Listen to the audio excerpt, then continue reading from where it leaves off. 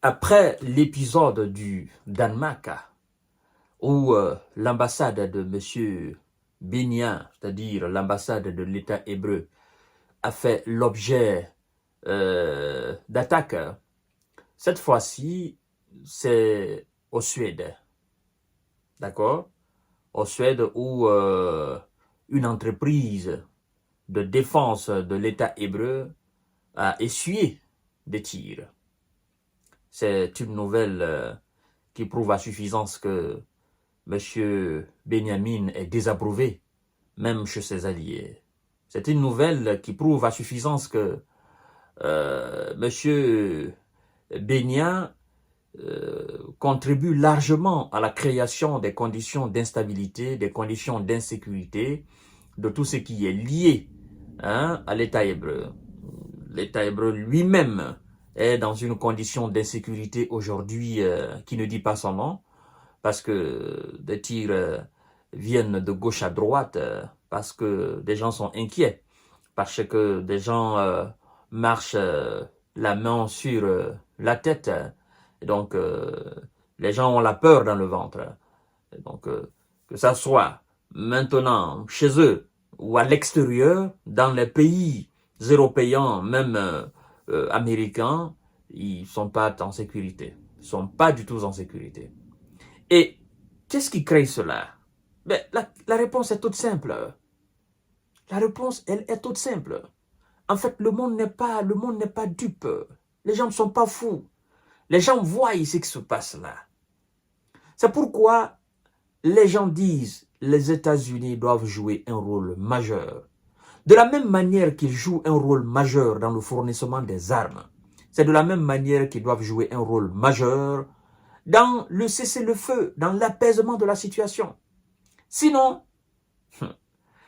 au fur et à mesure que le temps passe, les années passent, mesdames et messieurs, on va assister à une véritable escalade qui n'a rien à voir avec ce qu'on est en train de regarder aujourd'hui là à la télé.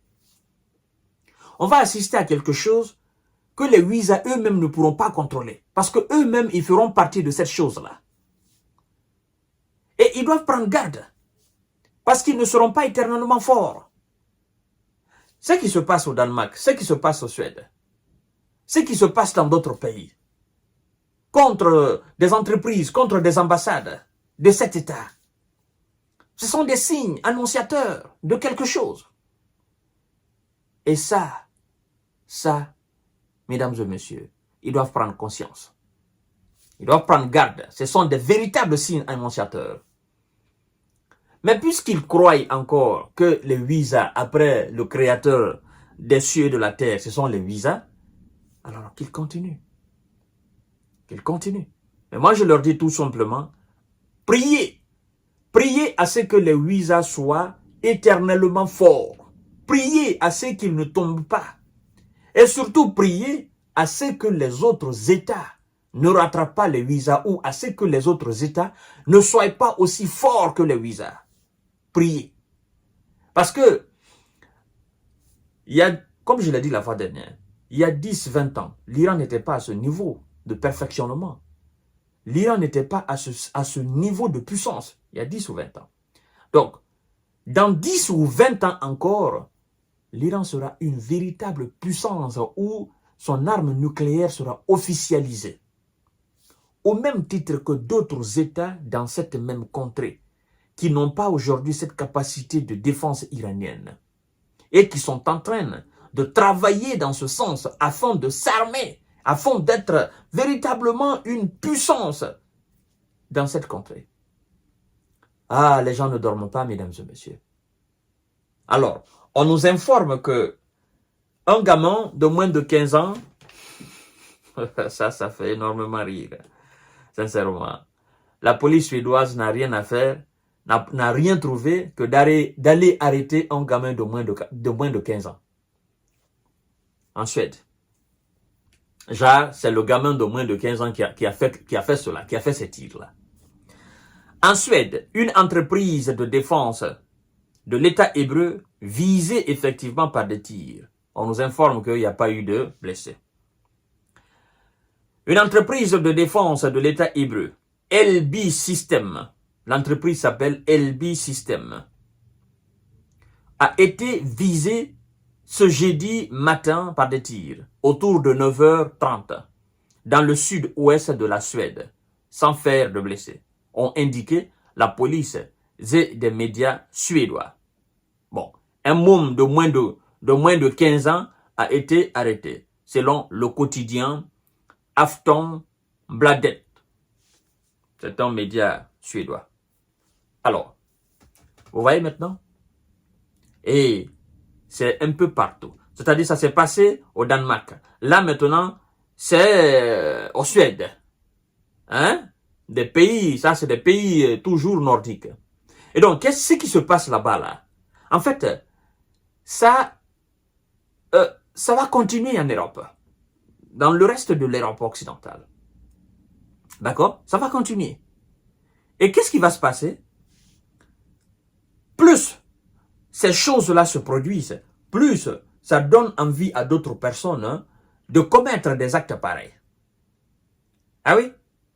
Je vous ai dit hier, il y a des gens qui sont couchés sous eux, des Européens, de source même européenne, des Européens originaires d'Europe, qui n'ont rien à voir avec des origines étrangères, qui regardent ce qui se passe à Gaza, qui regardent l'horreur à Gaza, qui se disent au fond d'eux, non, ça n'est trop ça. Ça, c'est pas une seule réponse à une seule attaque. Ça n'est trop ça. Non, non, non, non, non, non. Là, ça déborde.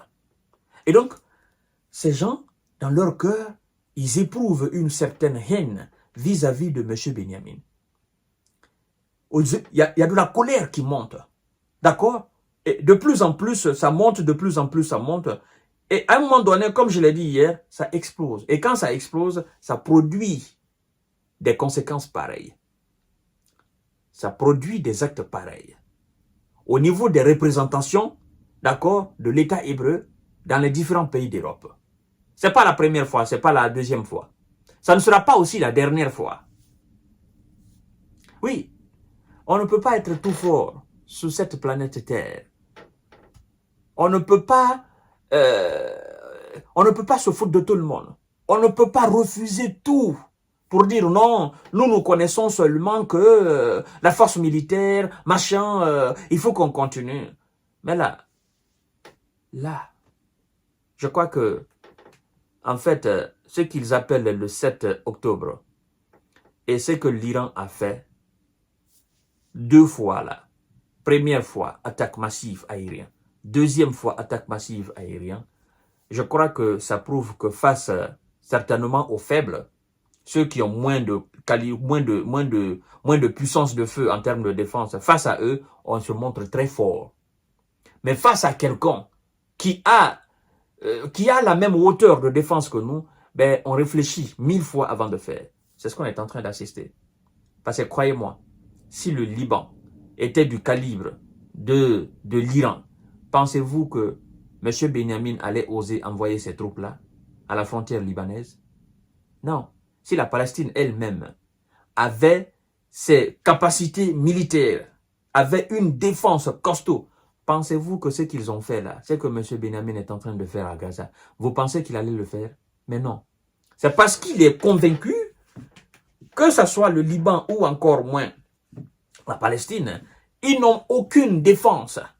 Ils n'ont aucune capacité de faire face à ces troupes. Donc il se dit, on y va, on appuie sur l'accélérateur et on fait peur aux autres. Mais vous faites peur, vous ne faites peur qu'aux faibles. On ne fait pas peur, on ne fait pas peur aux forts. Et parmi ces forts aujourd'hui dans le Moyen-Orient, effectivement, figure l'Iran. C'est ça. Et il vous a regardé dans les yeux, il vous a envoyé plus de deux fois, n'est-ce pas, l'envoi massif même de missiles et de drones. Il vous a regardé dans les yeux, il n'a pas eu peur, il a fait cela. Et donc, ça dépasse pour moi, sincèrement, je me dis que ça dépasse alors le 7 octobre.